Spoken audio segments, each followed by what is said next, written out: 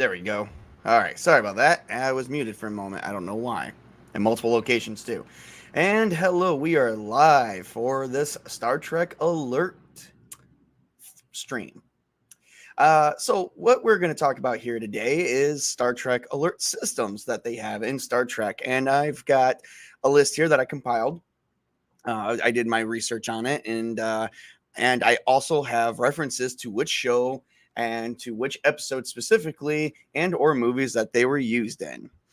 This is going to be just an information stream, just for fun. For those who are playing Star Trek Adventures, this might be pretty good out there, especially for those ship captains who don't know which alert goes which, because there is different types of alerts, very much different types of alerts. So we're gonna start with the top one, and we're gonna work our way down, and hopefully we'll have fun while doing this. And hopefully maybe some people will show up. I don't know. I did invite some guests in today, but I don't know if they'll be here. I am hosting a streaming marathon today as well. This is one of the streams that's part of the marathon. And I will be hosting one or two more streams before the end of the day. So this is stream number 3. I've been having a lot of fun today, trying to play catch up on the 3 weeks that I missed, just due to visitors and all that stuff. So to go into this without any further delay, let's start with the alert system. And we are going to start with Blue Alert. I even have pictures. You can't see it. Blue Alert. There you go. The pictures are from the Star Trek show. I don't own any of these. I'm just using them for fun, and I'm not trying to do anything with them. They're just, like I said, it's for information. So Blue Alert, that's what Blue Alert looks like. Blue Alert is very rarely ever used, only because it's used in minimal situations, very minimal situations. Not the most minimalist. That's not even a real word. Not the most lower of the low. It's really kind of hard to get, explain, but there will be, but we will, without going further into it, but we'll explain. So, Blue Alert are used when there's an environmental hazard, a main failure, docking and separation maneuvers, or landing protocols. A couple examples I can use is for environmental hazards. That's both inside and outside the ship. Usually, if there's like an ion storm that is traveling faster than the maximum warp, which in the 24th century we don't have to worry about. We did have to worry about that in the 22nd and maybe some in the 23rd, such as Star Trek Enterprise. They didn't have a Blue Alert system because in Star Trek Enterprise, the ship was so new, they didn't even have a red alert system. They actually had to create the alert system from scratch. So basically, they had to outrun an ion storm that was traveling faster than Warp 6. It was actually Warp 6, you could say, ahead of it, but just barely. So it was traveling probably at like Warp 5 or Warp 5.5, but you couldn't travel at most Warp 5 and hope to outrun it. That wasn't going to happen. They were told that the ion storm was traveling faster, that they need to go. Their maximum warp was Warp 5. So they actually had to find the most shielding part of the ship and hide themselves in it. They made a whole episode of it. And that includes environmental hazards that are in the ship. If there's nothing going on outside the ship, but something inside the ship, they would still call Blue Alert and get things locked down so they can attend to the problem without people coming in and out. Non-essential personnel. Mostly, some ships actually had passengers, whole families. The biggest ship that actually had the families was mostly the Enterprise D. Voyager did have that, but barely, because they didn't put any families on they didn't allow families to come, because their mission was to go after the Maquis and the Badlands. So they already knew the mission was dangerous. The Enterprise D, which was, Captain Picard, they were on a maiden voyage to explore. So, main power failure, you have auxiliary power, so it's no reason to call any other alert besides Blue. So whenever something goes down and you have to have auxiliary power, they called the Blue Alert. Docking and separation maneuvers. This was going out of spaceport and back to spaceport, or it was actually the Enterprise D separating. And landing protocols, which we didn't really talk about a whole lot because landing protocols was just new as around 299, early 2000s. Because as far as anyone was concerned before Star Trek Discovery, which I swear if anyone mentions this, we don't talk about Discovery. I'm not a big fan of it. It's nothing personal. I just don't feel it's Star Trek. I feel it's more actiony. But Voyager was technically the first starship in the 24th century to have landing gear. And that was the Intrepid class. When Voyager took place, the Intrepid class was brand new. So, all right, with that, we're going to move on to our next alert. I'm going to exit out so you guys can see it real. Booyah, yellow alert. Yellow alert is a little bit more seriousness of the situations. So their biggest alert was shields only, no weapons against aggressive enemy or environmental hazards. And that is probably yellow alert was probably something they were using where if they had environmental hazard inside the ship mostly or something outside where they couldn't just jump the warp. There was some cases where if you jumped a warp inside of a nebula cloud, it would ignite the whole nebula cloud, and before they could actually get out and up to warp 1, they would already be engulfed and exploded and vaporized. So this is where they only have shields up, but no weapons. This is when they're saying, hey, we're just putting our shields up as precaution. They're only at yellow alert. That was that's the main reason why they would do that. It's actually it's very rarely used. Very rarely used. So, all right. And that's the only time yellow alert is actually really used, to be honest. It's really sad. That was actually probably the only alert that didn't get a whole lot of screen time, if any at all. But we will go through that one. And then we're going to go with our main one that we've seen in almost every single episode. And the next one will be red alert here. Booyah. I like red alert. All right, so give me 1 second here. I do have a message. Okay, not what I thought it was. All right, so this is red alert. This is the most common one that's used. All right, this is when shields are up, weapons are ready, people need to be at battle stations. This is for every kind of issue. This could go for any kind of issue, including environmental hazards or aggressive enemy, mostly aggressive enemy. This is where every essential and non-essential personnel needs to be at their station, regardless at that.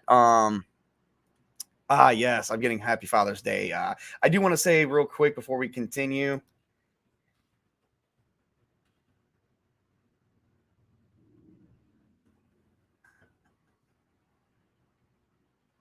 Yeah, someone was wishing me Happy Father's Day. Before we continue, I do apologize for the pause. Before we continue, I do want to say Happy Father's Day to those that are out there that are fathers. You guys are great. I hope you guys got a good relationship with your kids, because having a relationship with your kids is very important. I did want to express that. I have a great relationship with my son. It is the best that I could ever have hoped for. I'm going to be sad the day that he has to.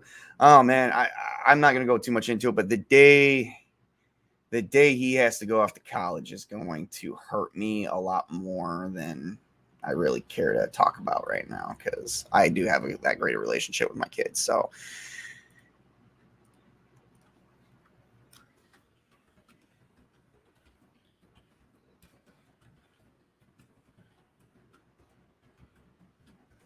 all right, I just had to get this out there because people are hitting me up for Father's Day. Anyway, so as I was saying, red alert is shields up, weapons ready, battle stations. It's everything that engulfs under that umbrella. That could be environmental hazards, aggressive enemies, ship-to-ship combat, just about anything. So that falls under that. So the next one we're going to talk about, which isn't going to get a whole lot of time, is the green alert.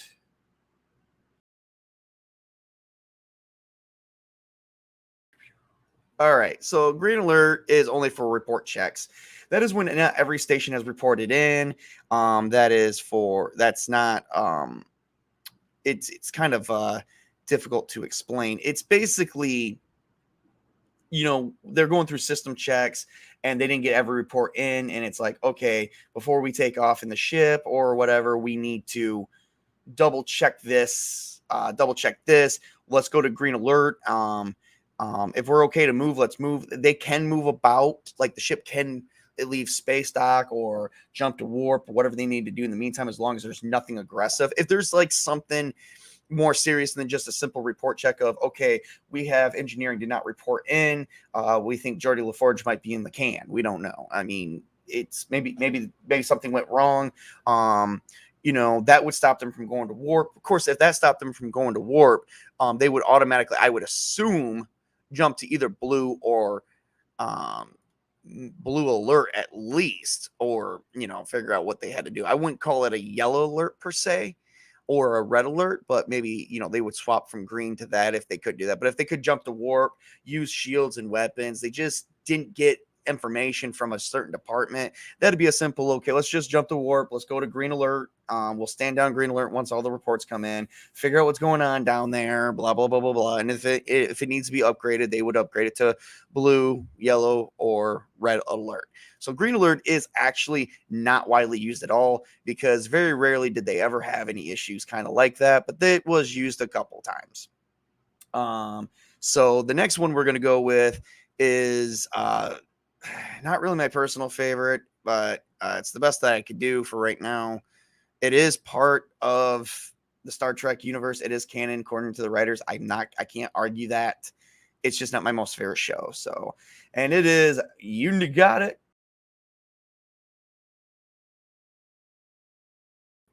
Black Alert. So Black Alert was really only use of the Spore Drive only, and it is only because of how dangerous the Spore Drive was. I have seen it. It's just not my most favorite. Just not my most favorite TV series. And like I said, it was only use of the Spore Drive. So that is all the pictures I have for that one, because we do have one more. We have two more, actually. I do have a picture for the final one, but for the other one that we're going to talk about, we're going to talk about Gray Alert. So Gray Alert is when the warp core does a cold shutdown. Inertial dampening and structural integrity systems operated at minimal output. That means that they are having some kind of issue. It's not going to screw up ship tactics or anything, but we may only be able to go to warp 4. We may only be able to travel at quarter impulse. We may only be allowed to go to warp 3. If we go to warp 4, we'll probably explode, because it's working minimal input. Minimal input for, I would say, honestly, maybe even warp 1. They can go minimal even below that, even thrusters. But if depending on how bad you want to make the situation and depending on the situation, they might go to warp, but they won't be able to utilize cruising warp speeds, which most ships in the 24th century, cruising warp was warp 7. Maximum warp was warp 9, even 9.5, 9.99, as well as 9.99, 9.997, which was Voyager, I believe, is 9.997, 9.992, or it was 9.99 was the Enterprise D. The Enterprise D, even though it was the flagship of the Federation, it was an older ship compared to the Intrepid class. The Intrepid class, like I said, was new in Star Trek Voyager. And then they also use Gray Alert for tactical and lateral sensors use as primary ship functions. If they had to scan an area for dangers or anything at all, they would just go to Gray Alert, especially if they were using their sensors to defend themselves or to attack something, such as an asteroid or anything like that. Like I said, tactical and lateral sensors use as primary ship functions. They are primary ship functions right from the get-go, I would assume, but I guess it's also situational. They would call Gray Alert. And then deflector systems are shut down or reduced to minimal levels for non-flight operations. That means they can't fly at all. They can't go anywhere, but they're not in danger. They're not in any issues. They just can't go nowhere, so they have to just stall in the middle of space with no issue. If they're in a okay zone, they would just call Gray Alert. If they were in any more of a danger zone, they would technically call blue, yellow, or red alert, depending on the situation. So that was Gray Alert. And then my final one, which you probably can't see it well.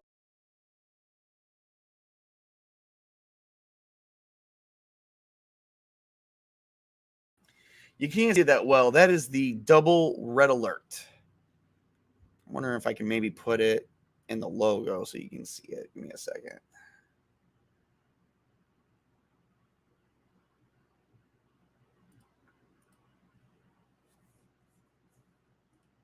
Yep, there it is. It's in the corner where my logo is supposed to be, my TJ logo with the dice.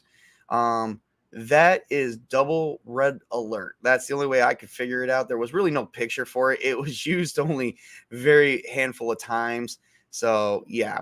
Double Red Alert was basically shields up, weapons ready, battle personnel or battle stations, all personnel, and a higher sense of urgency of get. I don't care if you're on the wife. Excuse my excuse, but the captain didn't care if you're on your wife, if you're sleeping on vacation, because sometimes you took leave from your station, which in starships they had the holodecks.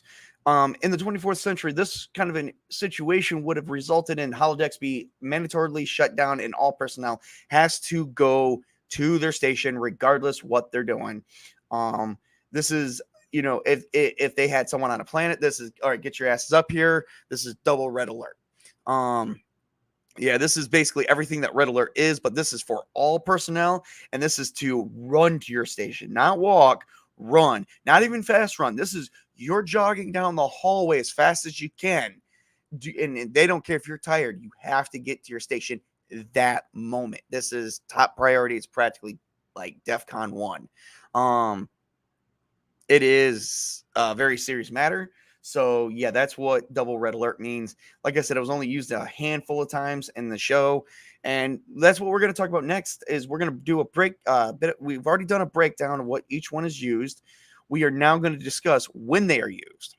So Blue Alert was used in the TNG episode Brothers, the DS9 episode The Search Part 1, and then the Voyager episodes Dragon's Teeth, the 37s, Demon, Message in a Bottle. Blue Alert was also used in Star Trek 3, The Search for Spock, and Star Trek 5, The Final Frontier. Those are the movies with Captain Kirk. Yellow Alert was used in the original series, A Taste of Armageddon, The Lights of Zantar, and then Star Trek 2, The Wrath of Khan, Star Trek 4, The Voyage Home, the animated series, The Pirates of Orion, and The Next Generation, Yesterday's Enterprise. Red Alert was pretty much in all of them. Green Alert was used in the original Assignment Earth, the Corbomite Maneuver, The Enemy Within, Balance of Terror, Bread and Circuses, Obsession, the Terratin Incident, and also the Next Generation Encounter at Farpoint. My favorite. That is basically, I think the Encounter at Farpoint was the first episode. It was the pilot episode, is where Q was in. So they did do a Green Alert. And then Discovery, the Su'Kal episode. Black Alert was in Discovery only, and pretty much every single episode. Gray Alert was in Voyager, Year of Hell, Part 1 and 2, Demon, Counterpoint, Course Oblivion. And Double Red Alert was The Conscience of the King, which, if I remember correctly, that is an original series with Captain Kirk. Let me look that up.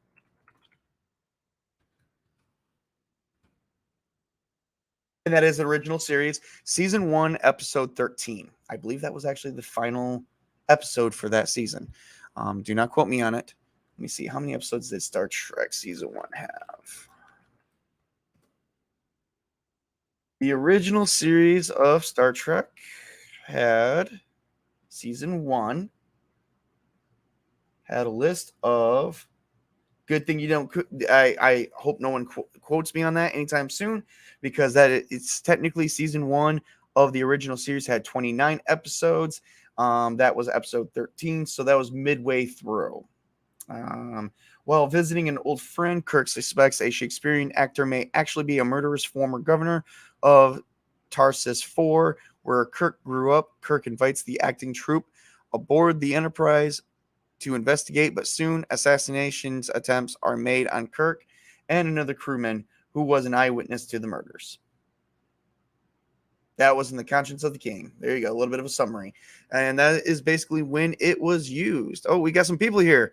Oh, Pops. Missed most of the recent videos. Great work, man. Stay strong. Thank you, Pops. Yeah, I'm just doing a marathon thing to make up for all my lost time. Plus, I wanted to get some of these streams out of the way in the past. So I'm trying to get them out of the way now so I can make room for other streams I want to do around this time. Yes, I have a schedule. I'm the guy who schedules everything. I have to have a schedule or my life is completely like a wreck. For those who are from the 90s and were kids in the 90s, I was a kid in the 90s. There was a show called Reboot, and I remember two people, Bob and Dot. And Bob was like, "Oh, you were just so crazy. I bet you know we're going to be at 1300." And she retorted with, "Yes, I have a meeting with the processing committee." And she didn't even pause. That's a meeting with the processing committee. And 1330 is a meeting with Fong. Like, she had everything mapped out in her head. So yeah. Yeah. So I'm that guy. So thank you, Pops, for coming in once again. For those who don't know, Pops is said to be the father of the fellowship. We are kind of all friends and in league with each other, trying to promote each other. He's always coming out and seeing what I'm doing, and I appreciate him for the support. So I will have his link posted right down in my description so you guys can share that as well. And I pretty much clicked that on now several times. I'm sorry. So, all right. So we talked about the alerts and basically when they are used. Like I said, double alert was only used in one episode. All the other alerts got more attention. So they probably decided to go, yeah, double red alert, kind of not really that good, but who knows? Well, that is everything I had for this stream today. I do have one more stream coming up at 1:30, which is in 35 minutes. This is going to be a stream where guest stars can come on. We're going to sit and talk about 1980s, and 1990s retro nostalgia is what I like to call it. Because some of the games came out today for on Xbox Game Pass and a few other things from shows and games and movies from the 90s. And we're going to talk about some things. I got this idea to do this the other night when I was teaching my son some things regarding some of the things that I got a chance to grow up with.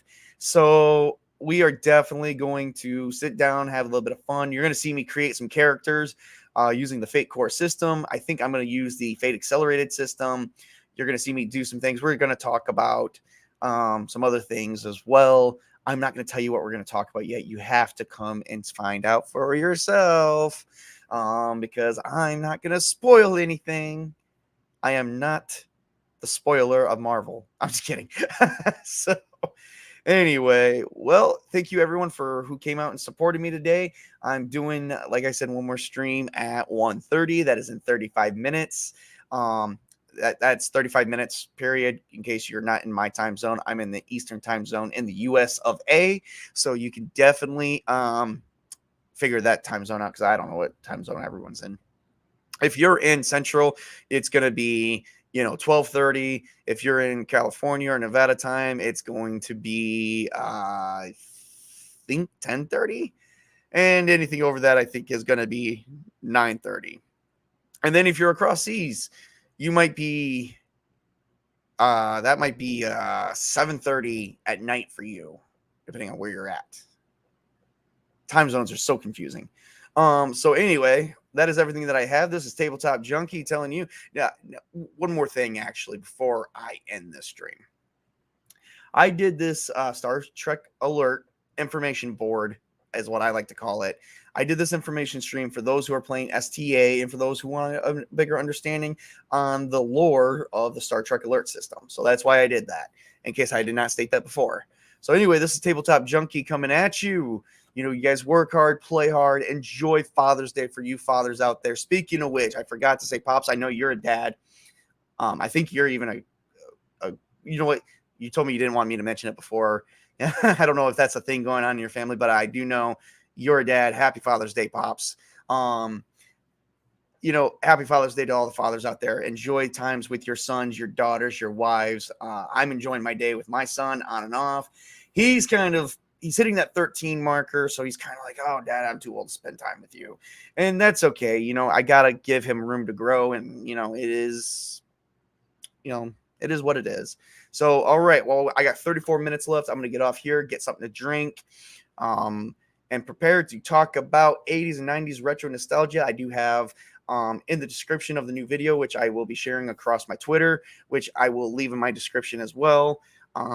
We have a list of what we're going to be talking about, and you're going to see me make some characters on a character sheet, maybe add in some art, work with some things with some paint. We're just going to have some fun. So, and that stream is going to probably go a lot longer than these last ones. So everyone, can't wait to see you back here. Have a great and wonderful day.